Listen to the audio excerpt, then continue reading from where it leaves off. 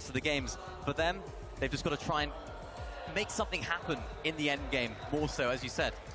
Stay as a trio, make something happen, and hopefully feed off of that hype and confidence.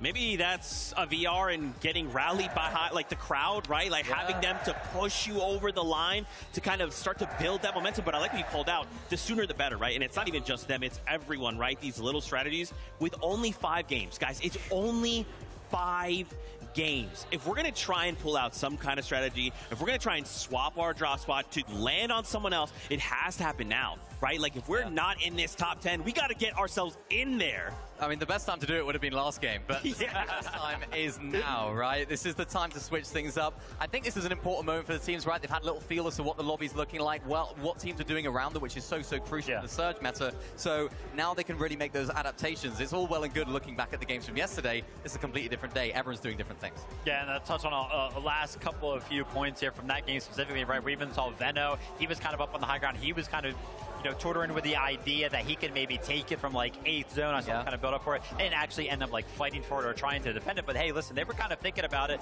And then obviously Kanata's trio finding themselves in the mix towards the end game as well. Guys, you know I love breaking down things between the games, but I'm getting word it is almost that time to kick back into all of it. Never mind. That's the battle bus, so you know what time it is. Game 8 starts now.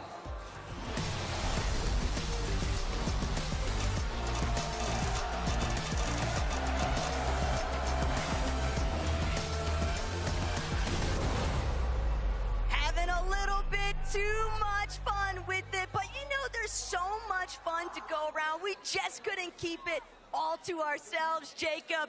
So Levin, why don't you give a big hello to everybody here for Game 8? I had to get involved in the action, Taco. I mean, the games have been way too good. I couldn't watch for too long. I just wanted to jump in for at least the one game, if you'll have me. I'll have you, bro. We could be here for the rest of the day. We could just put a day 3 tomorrow, and we can just cast all those games. But Levin, this fight, one that's been going all weekend long. It's been relentless. Prodoxy's trio have had the better of them of late, but can they do it again? We know both teams can do incredibly well when they survive off spawn, but the surviving part is the hardest. And that's the real issue here, Levin, because Tyson, Chicho, Atris is the most split that we've ever seen both of these teams drop, but we know exactly what comes next. If they're not quick with these eliminations, if they don't clear this out fast enough, somebody else is bound to roll on over. That one looked a bit different. We're used to seeing these guys get to scrapping straight away. Both teams getting some time to loot up. And Venno actually got that first elimination on the Coyote. It looked like Yuma was trying to play aggressive and try to clean it up, but Venno just created so much distance, it made it too much of a risk to continue to try to push it down. But back and forth, these off-spawn battles looking to get chaotic more and more so. Tayson almost piecing one up, but they found an exit. Chicho is in a struggle. He goes down. That's the first one knocked, but Prodoxy's down as well. That's going to be a 2v1 situation with Tayson getting knocked. It's all a Trish to try to get away. He's scrambling around. He evens the fight up with a knock onto Pablo. But the damage has already been done. Gino's just not healthy enough to stick around. He can't even attempt to play for that revive onto Pablo. And this is why these off-spawn battles between these two teams have been happening so quickly. Both teams are aware that once they take a second too long, this trio is going to roll on in and make it a nightmare. Again, Gino able to get away, and maybe his trio still has hope in this game, but not the start either teams would have wanted that. And they're still going to have to revisit some other method to reestablish all of that lost surge from those full eliminations. But Gino, still, a bit of a mastermind play there. He knew the fail was the perfect moment. This is it right now. Uncontested yet again, but the biggest difference from that last game to every other game before, there's more and more players looking up. There's more and more teams ready to contest it. They realize there's only 6 games left throughout the entirety of the day. 5 now with 1 already done. And their chances to overcome that point deficit is going right out the window. I mean, you know, for watching it on the sidelines, it doesn't look like anything really can get in these guys' way. I think they've showed their ability to still get so many points out of games, even if it's a game where height doesn't quite go their way. One of them still able to clutch. Can anything stop them today, Taco? And that's the thing, though, is can anything stop them? Not necessarily, but can anything catch up to them? There's nothing scarier, in my mind, than a wounded animal, and that's exactly the position that Peterbot, Cold, and Ritual have been in after yesterday. But Gabzetta away, Scarpa, they picked up exactly what they needed to. Chino's not going to have that opportunity to try and play hero. Uh-oh, the third parties, maybe in this case, going to be a fourth party overall. They're trying to move in, Braids, Visuals, and a Minish. They realize with 105 points, that's not nearly enough, or at least not close to what they thought they'd have. So they're now just going on the hunt. Eliminations, 4 points each. They look at Gabzetta, they look at Way and Scarpa. That's 12 possible points. One less team in their path, and a chance to try to at least steal away some of this loot and XP. Thinking about Gabzetta, Way, and Scarpa having priority control right now, though, on the Queen. Braids, diminished visuals. They see just how distracted Gabzetta, Way, and Scarpa truly are. They are lurking. They are creeping up ever so steadily, perfectly concealing themselves. But this is where patience and trigger discipline really come into effect. But another team. That's a fifth party. A fifth party is now coming in towards the side. So even though Braids, Diminish, and Visuals are trying to lurk and grab some eliminations, surprise attack one, they could be the ones that's happening to them. But Kadu, Tisco, Striker, instead of going for a lurk, they just immediately take the high ground. They said, hey, if you guys want to rotate out of Rangers Ruin, you're going to get tagged up the entire time. I still have no idea about a Minish's team just waiting in the wings. When that opportunity opens up, they will be ready to take it.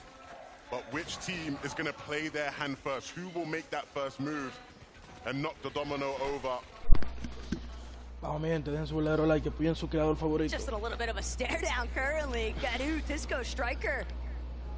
While they had seemed initially so intent on getting involved, the way that they now just put everything to a pause, surely this has got to work out for Visuals. We've got to start to think so, right? We know in this lobby the thresholds for Surge are so high.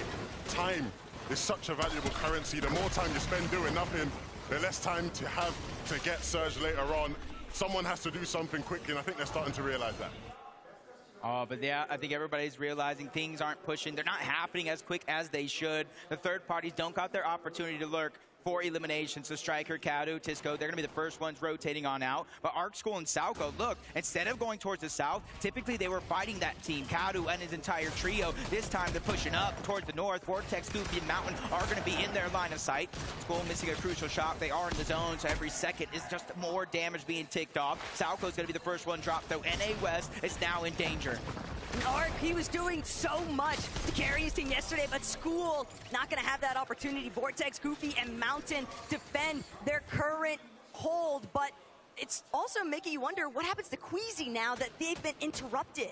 Yeah, this is going to, again, be a real test. Will it be a chink in the armor? Will it be another walk in the park for our OXR HQ team? Things looking like a walk in the park. I mean, we've seen them do this many of the games so far in this competition. And the crowd will chant for Vanya Bubu. They know things are looking good for their M8 boys right now. Oh! Uh-oh. Pixie will be fine. I'm sure the revive will come through. Got me excited there for a second. You know me, I like action. I like seeing the knock. You were excited till you noticed that it was done by both, and then immediately you keep back I in. quickly remember, Taco. A little bit of that third base action. But is it okay? There's a third party, there's a fourth party, the fifth party's towards the north. Okay, we got a sixth party now joining Rangers Ruin. Honestly, when Rangers Ruin first appeared, this is the team that said, hey, we're ready to take a triple contested fight against Prodoxy and Taste Trio. They ended up changing things up a little bit, but now they're going back to that home base where they first called it. And now they're just trying to get damage onto anybody, and this might be a good plan for a team like Cold, Peterbot, and Ritual that had struggles throughout the first 6 games on day one. They're trying to figure out the formula for success here. It wasn't about the struggles, it's more that they've just been homeless. There's nowhere on the map that they've been able to establish themselves, but the crash pad from overhead, getting the jump onto Scarpa, that is a big opening factor here for Peterbot, Ritual, and Cold.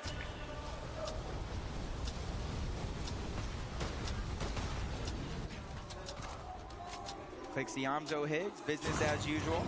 And here's the thing about this team is they know how to fight. They know how to play for Surge. And I think that's why we see them in the top 10. It's just they kind of have the little hiccups, the little speed bumps towards the end game, maybe getting a little bit too aggressive, playing as individuals, and we do see them kind of stuck as duos. This game around, I want to see a change-up. I want to see no matter what happens, right or wrong play, they stick as a full trio, because when you do that, sometimes miracles can happen. But you're seeing kind of one side, the north side of the map, kind of getting a little aggressive. Teams just trying to push each other in order to get their Storm Surge. On the south side of the map, with the zone pulling over in this direction, this is where you're going to see more and more of those Surge bases set up. A lot more time to accrue some damage. A lot more flexibility here. Hands up.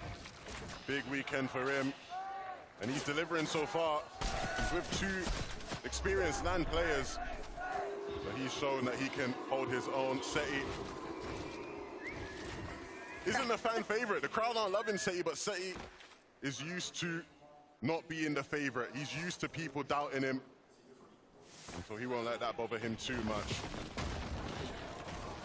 Hill over here, the zone's kind of favoring them out of all three trios that are in this direction, but shots continue to pour in. It doesn't even look like he knew exactly where those shots came from. And look, I fully understand that Peterbot, Richmond, and Cole, these guys are such prominent players on their region and just considered top players overall. But even still, there's only so many drops that you can actually practice efficiently, and that has been a real thorn in their sides throughout this weekend. Oh, no!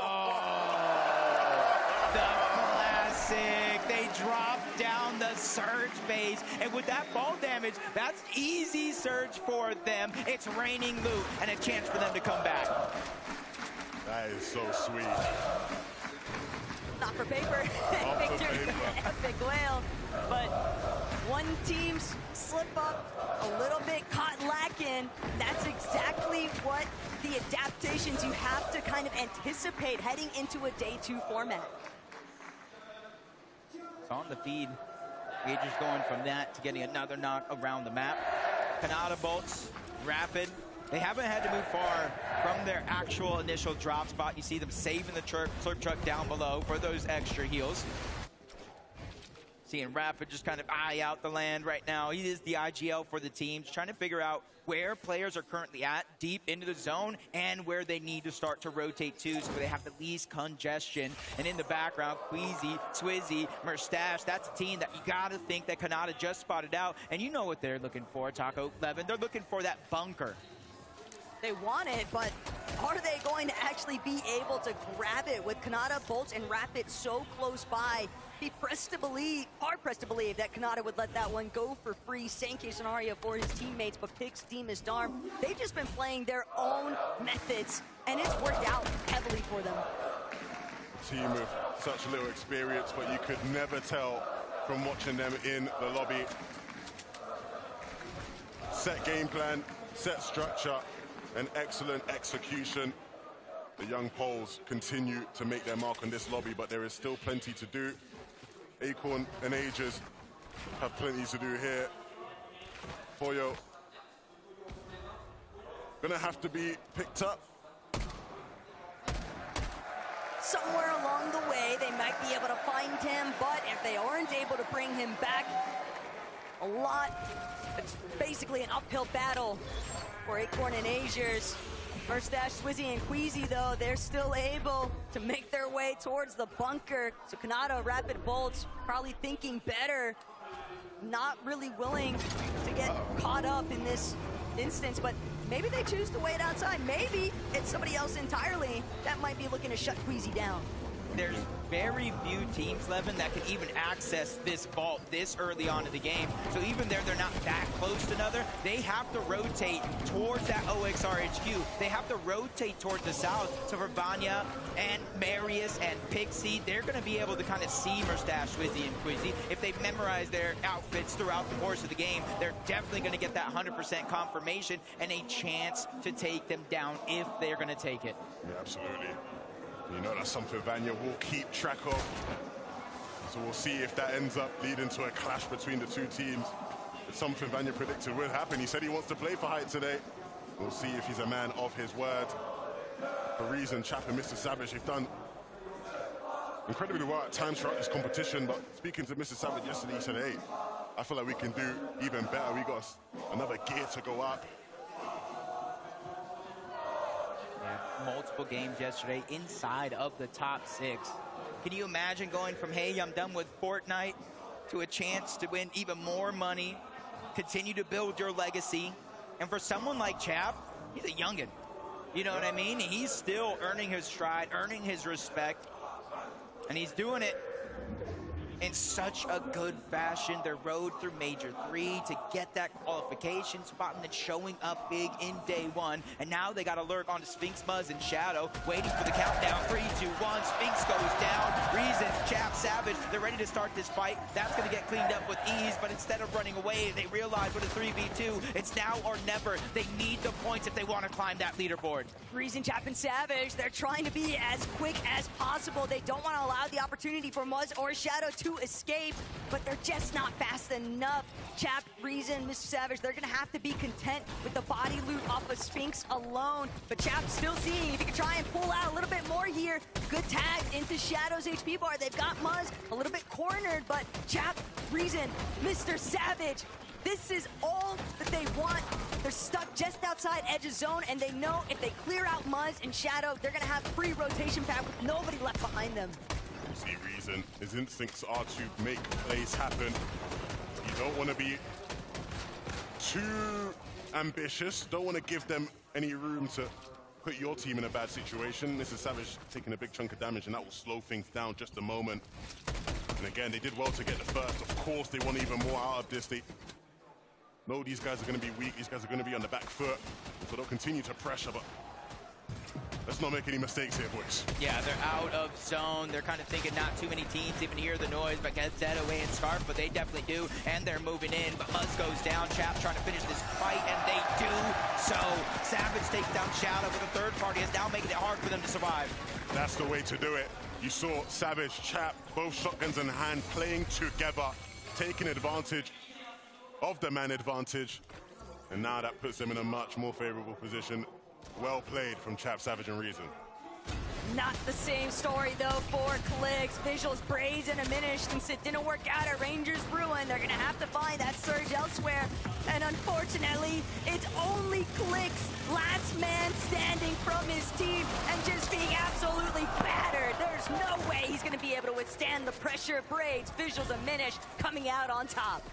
Not every day you see teams carrying away that minigun just to melt through those builds. You're not going to be able to hold the box at all, but this is exactly how that fight started. A lurk play coming out of a minute. He dropped a mini shed on his head, and they went in and cleaned up that last elimination onto Clicks. And you can see the frustration on Clicks' face when he went down. Such a frustrating way to get out of this game. And they'll have to hit the drawing board.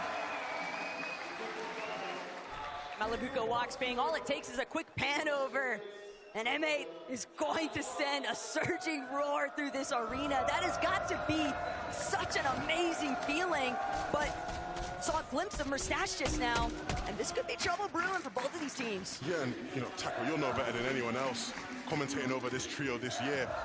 They're so good when it comes to momentum. They pick up that first win, they keep things rolling. This game will be a big sign of whether or not these guys are really here to play in this competition, whether it was a one-hit wonder. Especially after that Game 7 win being in such a commanding fashion, too. But that's the gameplay that we were almost expecting to see in day 1.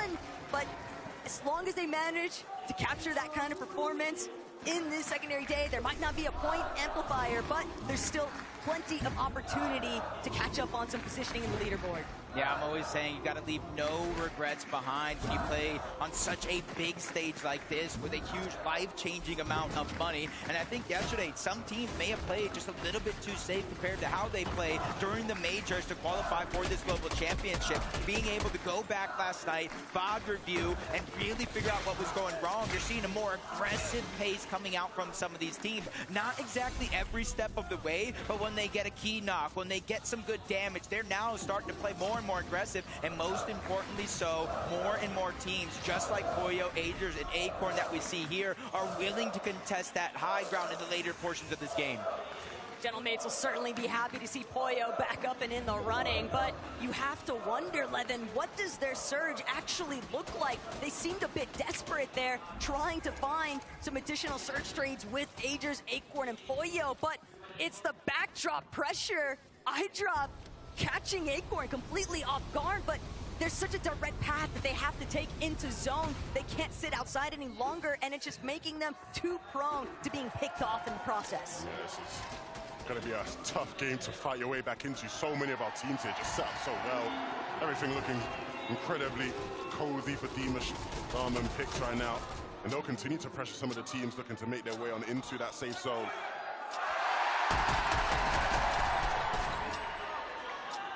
Just gotta let it sit and appreciate it after all. But Pollo, Gentlemates, they can hear everything surrounding them. But Pollo, he's gonna look to try and close in on the surge base. Again, desperation factoring in, heavily 500 below. They've got to get damage online. They've got to do it ASAP before they find themselves being taken out of this lobby entirely. Pollo, Agers scrambling, but it's not enough. They can't stand tall. Cammy, Hardy, and iDrop now benefiting exclusively from those siphon materials. Cammy could smell the desperation on those guys, and they capitalize. Unfortunately, it was always going to be an uphill battle for Pollo and his trio. That was a tough game, but there's still a couple more for them to get back in it. Cammy, though, now looking much better off after being able to pick up some of them Cypher mats. Yeah, and it was actually iDrop who got that initial knock and elimination onto Acorn, leaving them that far below the damage threshold. But now the zone pulling up over towards the north. This is a good zone for the majority of the lobby. There's not too many different elevation changes, especially drastic ones at that. It's just as long as it doesn't pull towards the west. That's what the entire lobby has to be hoping for right now, including Pings, Walks, and Malibuca. From high ground victory royale in that last game to low ground for now. But this is exactly kind of the same pace they were taking. It wasn't until zone 10, maybe even 9, that they actually went up for that high ground and held it for the rest of the game. But you're seeing some teams above the damage threshold with their eliminations, but 4 eliminations though, Veno, Vico, and Flixie, they're 178 below the damage threshold. They know they have their work cut out for them and get focused outside of the lobby, making it hard for them to find their way in without burning through these materials.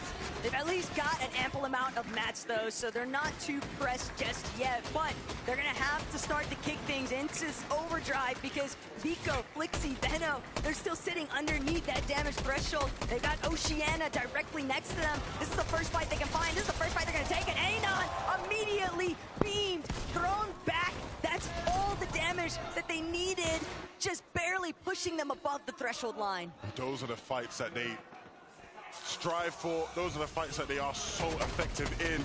We've seen it all year long. They'll find themselves in tough situations like that and create their way out of it. 511 damage here. Kanata, Bolts, and Rapid. They had a fantastic game number 1. Unfortunately, they weren't able to pick up that VR, like Kanata said, to start the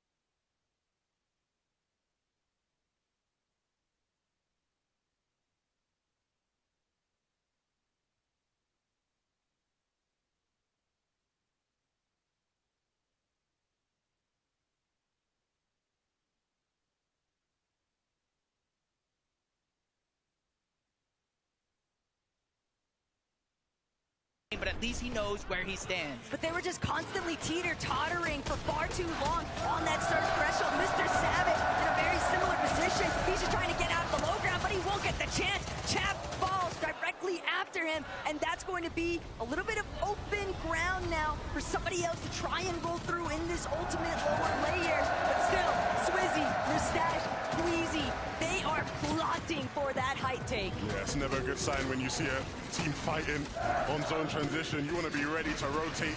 These guys are Queasy scouting out the rotate. Where can he find an angle to use that crash pad? Gonna have to create more space to do it. That one's going to be easy.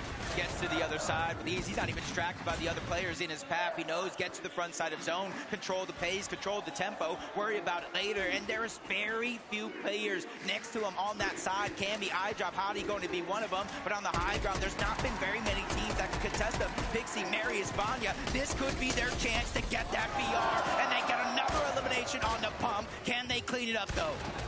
I like this from Vico, though. Still just out of sight, out of mind, but he might be able to make a huge play if he can find another elimination. Said no, Vico jumped on first. That's going to be the dream ending here in Game 8 for Veno's team, but Alex resigns. They've just got a little bit more time, a little bit of an extension here. They're going to take the crash pad front side zone, but lower layers have already established themselves. They've got to be careful of not getting chopped out. Pixie, Darm, Demas, waiting to the last second, crash pad into the front side of zone. Swizzy, Mustache, Queasy, they have the materials. They did not play for the high ground. They're okay being down low in the dirt. They know they're the most dangerous team at this event, especially if you run into them. Kanata bolts, rapid, scramming around, trying to heal up. The splash is coming out, but that's the last of the white heals that Kanata has in his inventory. Up above, there's a team trying to put pressure down. You see them scrambling and forcing them to split up momentarily. The respect, though, from Queasy to still make the commitment towards the low ground. Meanwhile, Bolts, Kanata, Rapid, just doing everything they can to try and keep themselves up and in the running here. But iDrop, Cammy, they're still looking to break through. They recognize there's an opportunity here. There's a team that might be weak, but they're shooting into a box that nobody's even inside. Zone's put into the south. They got lots to figure out. Swizzy, Queasy now as a duo. We've seen them dominate from the skies. But how good can you guys take it? Swizzy wants it, looks to chop. Pixie, Marius, Vanya. They've held on well for now, but this is the hard part. Can they continue to hold on as the 11th zone ends? See the double pump coming out from Marius. That's not going to deal a ton of damage or even pressure. Marius is dropping down along with Pixie, staying to the backside of zone. They're making sure nobody can flank him as Bolts takes down Cammy. He is a solo champion on land before, and third parties looking to have a masterclass performance here. 600 points. Swizzy is just trying to keep them going across that finish line, scrambling in and outside of the zone. The slurp juice just a little too late. He just can't do it. Storm sickness coming into effect. They spent so much time outside of the zone, but now Watts trouble on the high ground here for Vanya. Boo Boo. Watts still trying to see if he can commandeer it for himself. Gonna have to use the Flowberry Fizz. Probably only a matter of seconds before he might get chopped down or force the drop and enter the fight down below. Panzer, Seti, and Yapko, though, 11, they're so healthy. Yapko, they're looking strong, but can they close it out on the low ground? Demas will fall. And so now, Seti, Panzer, Yapko looking to remind the rest of the competition that they are in it for the win. Watts has no more HP to hold on. The tree will be the only thing stopping it. They just need to connect with the final shot, and the Storm will do the job. They are the favorites, but right now in Leon, you must give them respect. They win game number 7. Seti, Yapko, and Panzer. I started the day saying just a few big games away from that top spot. Frankie, they're just a few games away. On your feet, boys, on your feet. Seti, it felt like it was just a matter of time before you got your victory royale of the 2025 Fortnite Global Championships. How did you manage to do it from the low ground? I mean, I just have the best teammates and we have very good chemistry, so it just works. But the chemistry has come so quickly for you guys. Yapko, coming back, we talked about it earlier, from North America to Europe. Why do you think Europe is so successful here in Lyon? I don't know, we're just crazy. You are crazy, absolutely. Incroyable, mesdames et messieurs. Félicitations, congratulations for this first victory royal. This victory is the beginning of a lot of victory, do you think?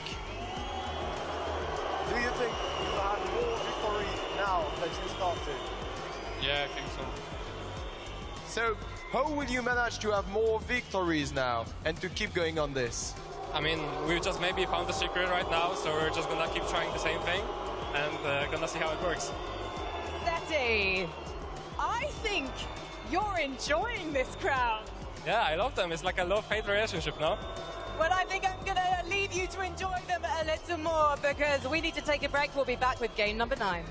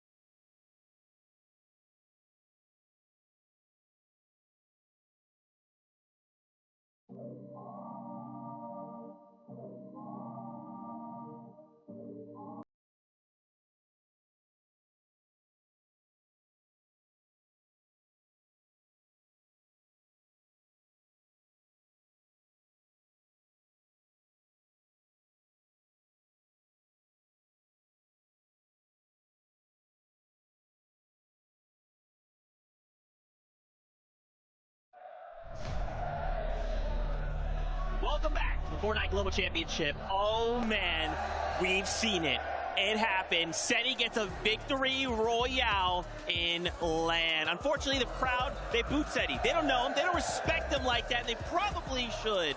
But still, for Seti and his trio, this is big, right? This is momentum, Kelly. I mean, this is huge. And honestly, I think all 3 of these players deserve all the respect. Panzer coming in here, never being in a LAN position, and now coming out on top. But really what I want to talk about, Levin, watching this team, zone 9, dead side rotate, look at the congested side on the western side of that zone. Everyone was over there, and they just kind of snuck by on that dead side. And when you see a dead side rotation, that's usually earlier on in the game. But they did it zone 9, and they did it so cleanly, and they kind of avoided all the other aggression on the low ground, which allowed them to make it to the end game. And I mean, those are the type of rotations that, you know, Seti has been synonymous with in his career, right? He's always been able to execute those, especially in late game scenarios. I think the big thing with this team is, again, they had such a strong start yesterday. A lot of people sort of would have looked at them and gone, are they going to keep it going again today, right? Can they really get a foothold in this competition?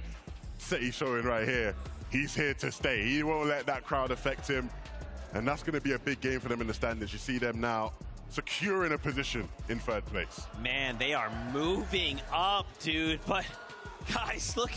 Yeah, I mean, 438 points. If that was all, you know, that was the talk, it would be fine. But when we look at the top, Queasy.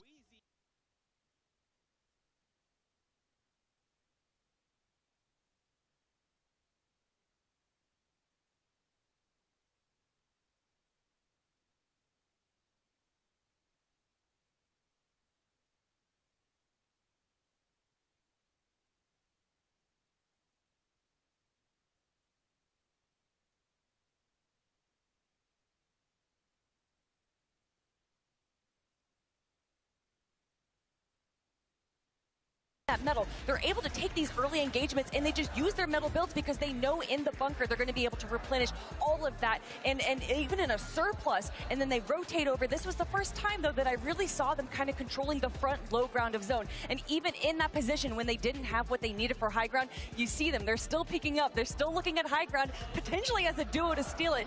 Nothing can slow this duo down. I mean, look, they're always going to give it a scout. You know, you always got to give it a look. And I mean, look, think about it. If they're not up there, they've got to be thinking whoever's up there is not as good as us, right? We're the best. So if we're not up there, maybe there's a chance for us. I mean, look, these guys, again, we've just been banging on about how good they are, but they continue to show us how dynamic they are as a trio. That's right, man. I want to take a look more at these standings. Whoop! Just kidding. You heard it. Game is ready. We're jumping back into all of the action. Let's go.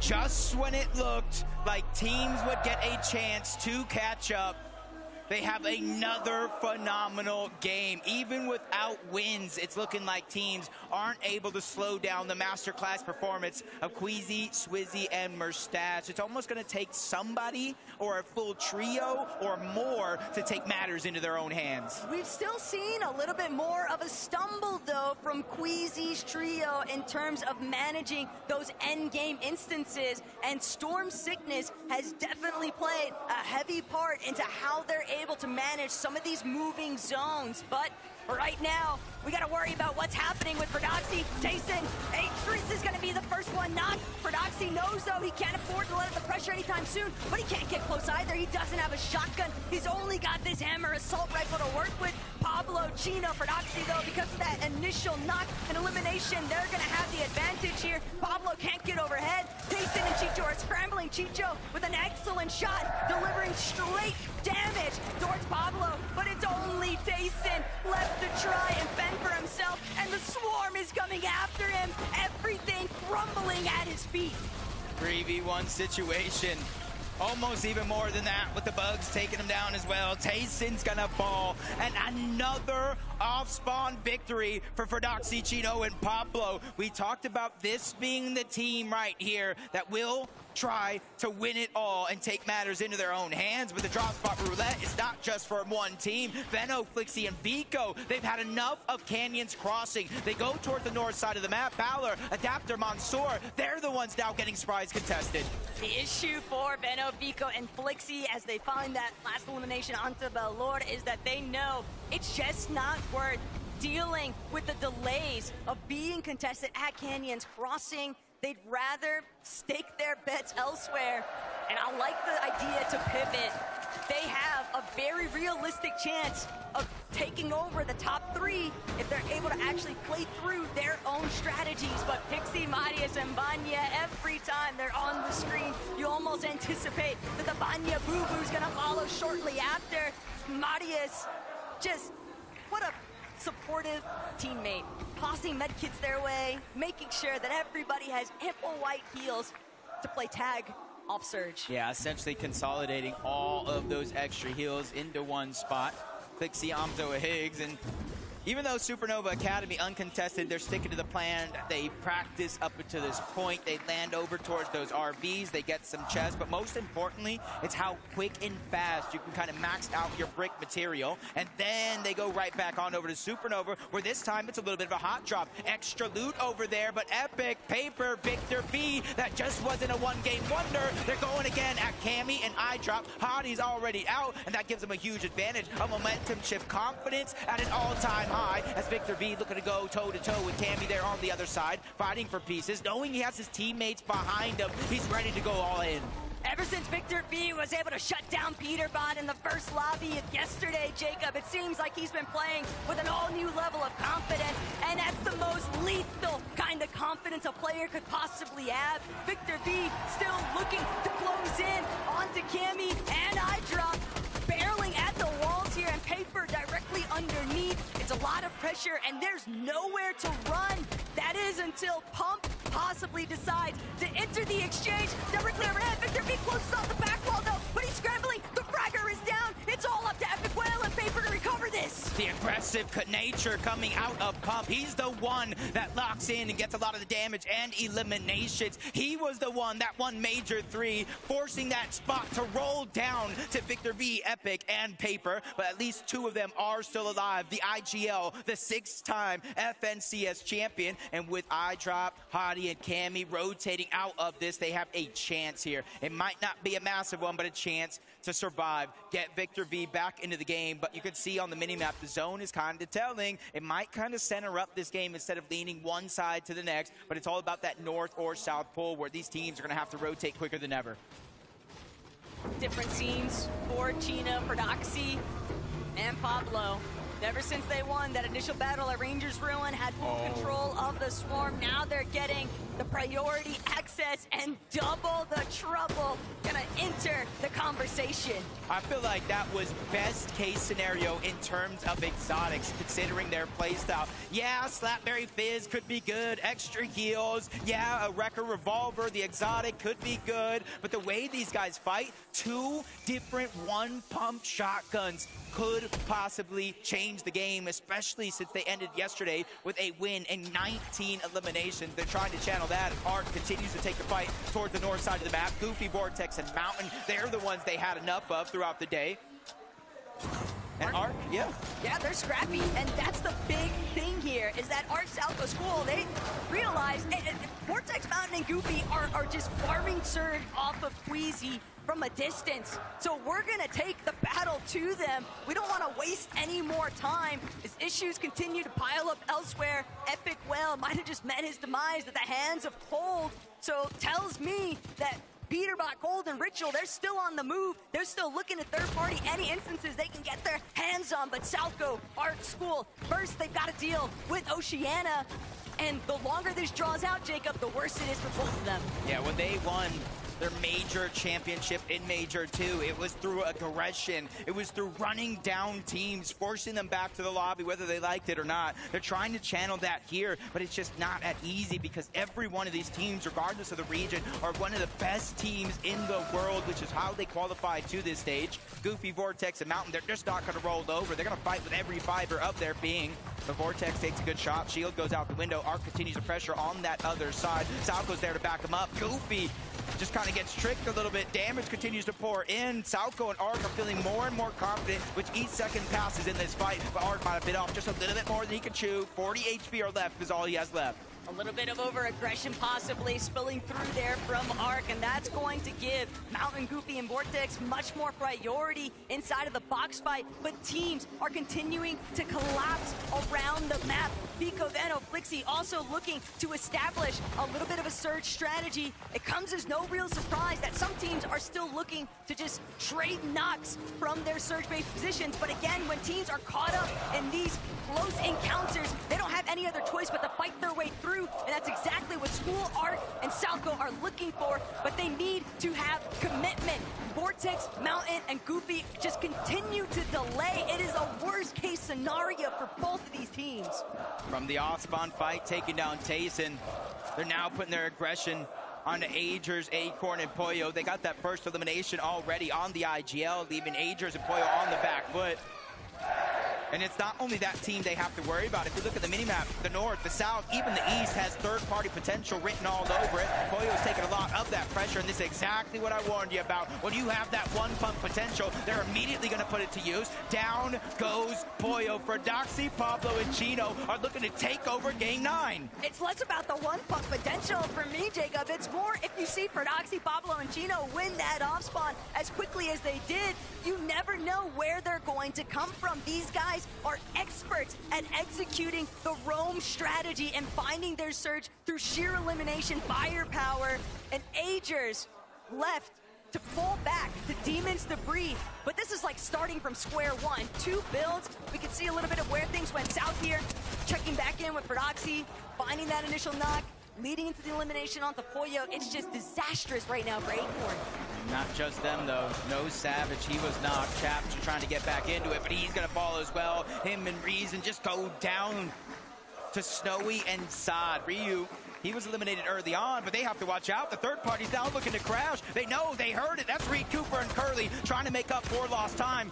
They were able to get the revive off, but saw just a sliver of HP, looking for survival. The launch pad comes out, so they have to abandon ship. Cooper sees it into the sky. This is his only chance. They cannot let him survive because they need the points, they need the surge, and they're going to grab it all.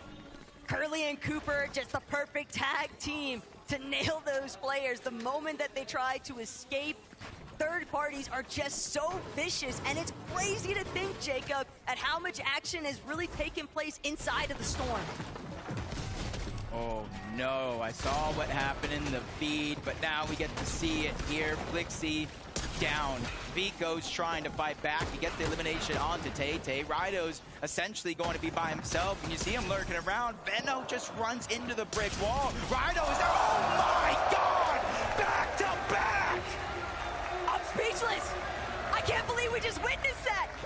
Venno and Vico have Raito in their sights, and yet somehow, some way, they're the ones that are sitting, waiting for the battle bus to take off in the next lobby. Iyamzo, Clicks, and Higgs drawing us back into Supernova Academy.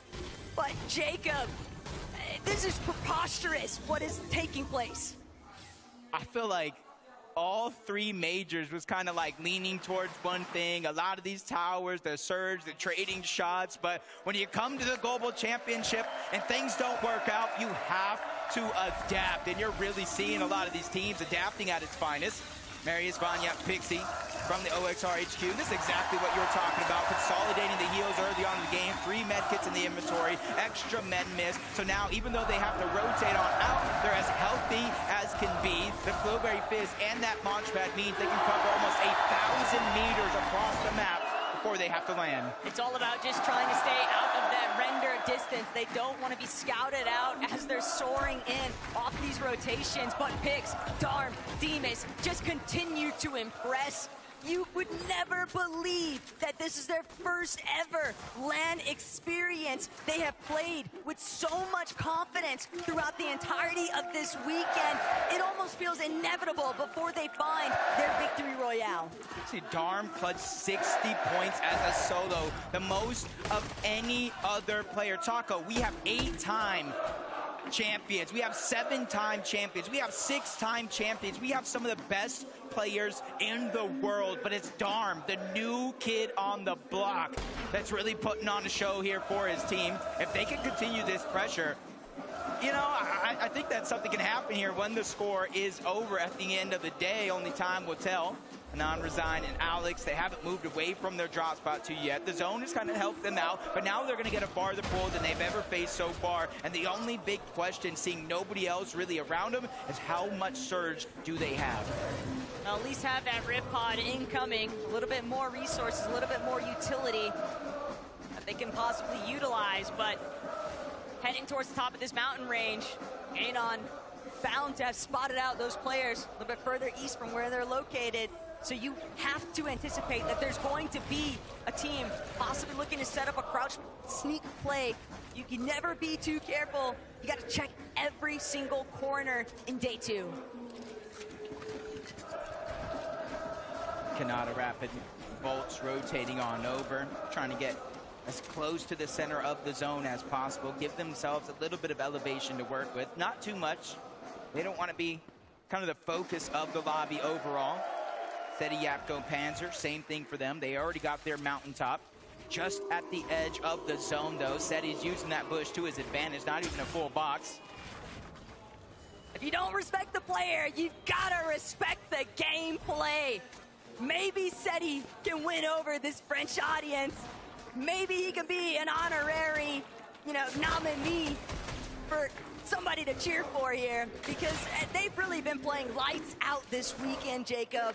They deserve a little bit of credit for what they've been able to put up. But right now, it's all about Anon, Alex, and Resigns trying to shut down Seti, Panzer, and Yapko. They don't want to allow him to find any sort of rhythm. Yeah, it's going to be tough, though, because you saw that stat. Yapko, with 2 different versions of the AR, he has the most damage in the lobby, making sure that they can play these games out with flexibility. They can play these games out with space and positioning, because he is making sure they are almost always above that Storm Surge threshold. And it comes from positioning like this. Remember, Taco, they land at the Kappa factory all the way towards the east, so they're making their rotations a huge focal point of their game plan. As we jump on board, Clix, Higgs, and Iyamso still rotating in from the north side of the map. They're being trailed by King Phaser and PHN, which is not a comfortable feeling, because King Phaser and PHN love to fight. And it's not only that, but look at how much material they've been having to burn on their way in. Not only that, but they're also just announcing to everybody else inside of zone already that's looking back, oh, there's walls going up. Oh, there's definitely at least one team approaching us from the flank, so they don't even have a chance to try and even posture more towards the inner section of that edge of zone. And Phaser, King, PHN, that is the last team you want behind you, because for the reasons you just mentioned, Jacob, they love to fight. And they do so as a full trio. So it's almost like a hope for Clix, Iyamso, and Higgs, or any other team positioned nearby, that they're above the damage threshold, because that's one less aggressive team that you do have to worry about. But you're seeing when it comes to our top 10, 2 more teams have went down. Still got Malibuca's team alive, 332 points. He's only 2 points down from 8th. 2 more points after that for 7th. A little bit more of a run to get into the top 6, but with that player and team already down, it's a realistic chance. Uncontested has proved to be fruitful, but oh my gosh, the Daxter strikes somehow, some way. Panzer, Yapko, they're both down. Seti, the invitational champion, has to figure out a way to fight back, but that trade's on the other side. Visual diminished. They have to be nearby, and especially now, more and more teams are closing in on the distance. Seti has to figure it out, and he gets denied. There's just nowhere left for Seti to run, and France is going crazy. Watching Seti be eliminated, but the action isn't done just yet. Anon resigns. Alex still overhead. Underneath, Buyuriru and Wixie, they're trying to prevent Braid's visuals and the Minish from actually leaving this territory. But for how long can they actually stop them? The moment that they move out of here, Visuals bound to take notice. He's immediately trying to apply a little bit of additional damage, maybe get some good shots up, but revisiting what was going down with Clix, Iyamso, and Higgs, they're actually going to be the ones to get the jump onto Asia. Brazo a little bit too isolated, and that's going to be an immediate knock into the elimination. Yeah, Brazo got frazzled by Clix, Iyamso, and Higgs, but they're not giving up. And this is a change-up with another knock. Elimination going over to Iyamso. It all comes at a cost because Clix goes down. Higgs is trying to stay alive, and he does just that. Iyamso helping save the day, and that's the big part from this team. Because remember, there was a moment yesterday. They got a knock. They got an elimination on the Kanata. Higgs wanted to push over. He wanted to fight that fight 3v2. The rest of the team said, nah, nah, nah, let's rotate in. These guys have come for a comeback. But Pablo, he's last man standing. Paper still looking to see if he can find him, and Victor V right next to him. Pablo so deeply tucked away into a corner, but he doesn't have a whole lot of options to escape here. Immediately charged in, but Paper, what a shot! He's gonna be put down into the dirt. Victor V is gonna be able to revive him. A nice clutch by their fragger, but that was still insanity. I love how they're willing to fight the best of the best in the entire world, and that's Victor V's legacy. If y'all remember way, way back when Arkham was even still playing, Coney Crossroads, Victor V said, this is my drop. I don't care how many championships you have, Epic. I don't know how many championships you have, Arkham. You're gonna have to go through me. and it's full circle. Now they're on the same team, and that confidence for Victor V is at an all-time high. This is a much more familiar sight, though, for Swizzy, Queasy, and Merstash. Arguably their best loadouts at this point of the lobby so far here today. And Merstash, Swizzy, Queasy definitely still being very conscious of what surrounds them. School Arc and Salgo not too far behind, but Yamzo and Clicks, they're forcing their way into these edges of zones, and they just don't have anything to work with. The last of their materials being expended. Yamzo even opting to try and fall further back, hoping that the Medmis can buy him enough time, but Pump, Baka, Pars, they're already in zone, Jacob. They'll hold this for as long as they want. Yeah, and since they're already positioned in zone, like you said, it makes it an easy decision for Pars to kind of go by himself. He knows his teammates are watching his back to try to get that loot as fast as possible. Yamzo knows they're closing in on the distance. He's trying to use his crash pads to escape, but you cannot escape NA West as they take down Clicks, Higgs, and Yamzo, and their struggles continue. Just asking for way too much for Yamzo to wiggle his way out of that one. Even if it hadn't been Baka, Pars, and Pump, you could see there's still several other teams in the area that were bound to lobby focus that solo the moment that they spotted him out. Malabuka walks ping, though. Looking to get a little bit more active here, trying to funnel teams around them. They want to see if they can make a play just to switch slightly higher up onto the elevation, utilize some of this natural map terrain, but they're still holding teams back. They don't want anybody rotating through them. Malabuka keeping a heavy eye out. Walks, separate angle hold there too, but right now, they've got a little bit more time. It's the calm before the storm. I think that's a little bit of an understatement, the way some of these games have been going on, especially today, where more and more teams are realizing the position that they are in on that leaderboard. They're realizing one of the only ways to come back is actually contesting that high ground, making sure Merstash, Quizzy, and Swizzy don't continue to run away with the tournament. I mean, they're doing the same thing. Him and Braze get active early on. They get another elimination on the mid-team. As the Arms just continue looking around, every team that crash pads to the zone, they're at least landing 1, 2, 3 crucial shots, which is where you see the difference right there from Coyote, Yuma, and Raise, is because they used a Flowberry Fizz with the crash pad to cover more ground, get higher up in the sky, and make it harder for them to get tagged up.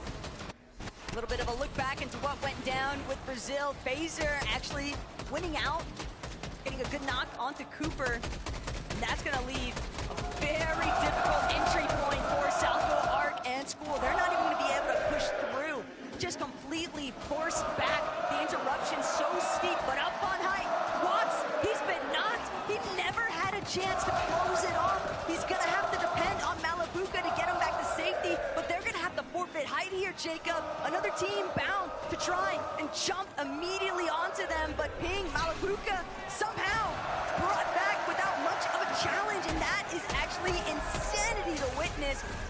And it's the surge underneath, that's the real problem. It's not just surge, it's active surge on top of that. Alex and On resigned, they're trying to rotate away. They get some shots, but they're still 160 below. Every 7 or so seconds, 25 damage pours out, and you don't get knocked. You get straight eliminated. Crash pad, Flowberry Fizz, they're doing what they can to rotate towards the zone, but it's Queasy, it's Quizzy, it's Merstash on the other side. M8 versus M8. Malabuka has no choice. 128 below the damage threshold. Queasy down, Swizzy, a sliver of HP. It's all up to Merstash. But Merstash knows how to play it through as a solo. He can maybe clutch up big time here. He just needs a few more placements to continue in first place. Malabuka walks, Ping, still underneath that surge threshold. They're trying, they're so desperate. Everybody around them knows it too. They're not trying to allow the opportunity to let these guys break through their builds. But Merstash as a solo, what more could you possibly do?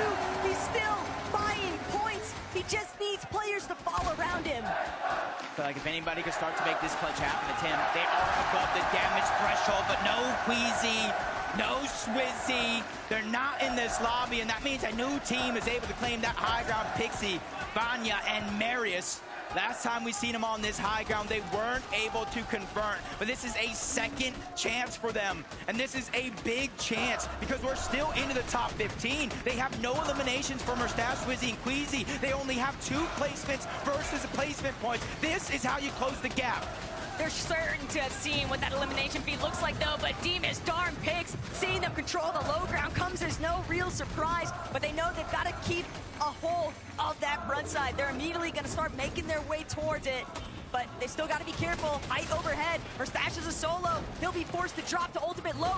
Malabuka creeping directly underneath him, but Mustache, he doesn't realize it. He only has 6 builds. He's trying to conserve as much as he possibly can. He's just so quiet in the background. Yeah, he's kind of waiting for the zone to force him out, let all these teams bypass him on this rotation, and hopefully try to get some sort of a sneak attack. Peterbach holding Ritual still alive in this game as well, but their material count rather low. A lot of the teams being affected by the high ground and the pressure that they keep pouring down, but at least they're 134 above the damage threshold. When it comes to Storm Surge, I think they're good from here on out, and even Pixie from up above getting another knock onto Coyote. Alex cleans that one up, so Luke going on over to him, but they're just pressuring over and over and over, whether it's an AR, the double pump, they're not letting any team look up. It's an issue, though. Anon, Alex resigns from the low ground. They might be able to pick off Yuma, but they got to worry about Pixstar and Demas, who've essentially cut them off. They've completely surrounded Oceania. They're going to be the ones to overtake the front side of zone now, and with Darm leading the charge, spraying back next to Pump, Pars, and Baca, but no one dares to challenge Poland underneath. That was a good time to take him out. There are 12 placements worth of points still left, more than half still on the leaderboard. Resigns trying to go in. They lose Alex along the way. Underneath, they have to turn back. That's Canada. They're wreaking havoc on the low ground. Resigns falls all the same. The whole team gets sent back to the lobby. Even Baca's feeling it. Pars has to go on by himself. Vanya's taken down Peter.